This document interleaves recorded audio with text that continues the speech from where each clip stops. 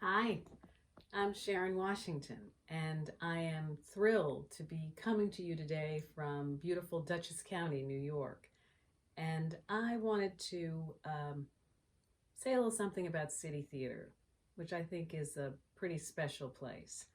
I consider myself one of City Theater's family members. It's a big extended family of artists and administrators and behind the scenes and front of house, and I just think it's such a special theatrical community. I've done shows there as both performer and playwright. I did my first show at City Theater. Wow, I should have looked up the date before I started all this, but it was String of Pearls, and that was a minute ago, by Michelle Lowe. And I just had such a good time there. And I came back in 2016, and it was my debut as a playwright and performer. And the only way I could do that was because I had the support of all of City Theater. And I mean all of City Theater, behind the stage, the box office. It's such a supportive community and such a valued member of the Pittsburgh community.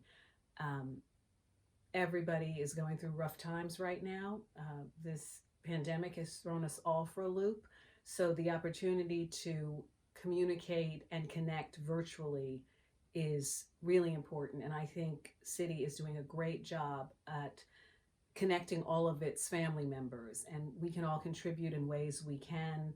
And one of the ways I can is by saying how much I love the institution and how important I think it is in the development of new work and new voices and diverse voices. And I'm a witness that they're there for you through thick and thin. And the relationships I've established at City will be forever. I mean, from working on Feeding the Dragon, which was my debut as a playwright, to a new play that I'm working on. I was there for a little residency to get started on my second play. And it's the continued support that you feel from everyone there. So I love you guys. I miss you guys. I look forward to being back on stage there in the space, working it out very soon. But in the meantime, I think one of the things that connects us are stories. And it's really important, especially now, that we connect with each other. And we do that via storytelling. And since I'm a storyteller, I thought I'd tell you a little story, a little once upon a time. So my contribution is to read a little excerpt of Feeding the Dragon, which is my play. So here you go. From 1969 until 1973, my family lived on the Upper West Side of Manhattan, at 444 Amsterdam Avenue, in an apartment on the top floor inside the St. Agnes branch of the New York Public Library. My father, George, my mother, Connie, my grandmother, my dog, Brownie, and me. A typical American family, living in a not so typical place. Whenever I talk about it, people's eyes widen. Really? Inside the library? Well, what was that like? Is the apartment still there? It's like a fairy tale. The little girl who lived in the library. You have to tell that story. So, here I am. Once upon a time, there was a little girl who lived in a library.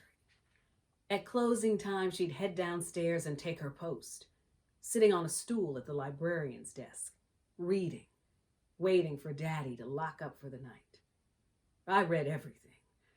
Children, adult, fiction, nonfiction, classic, pulp, sci-fi, whatever. Even ones I didn't understand. Our apartment was all the way up on the top floor, up 5 long flights of white marble steps. On the 3rd floor landing, there was a heavy wooden door with a brass plate marked private. The door that separated our world from the public world of the library. It was like stepping through a portal. Like the kids in all those fairy tale books I read, I was a child of 2 worlds, the seen and the unseen.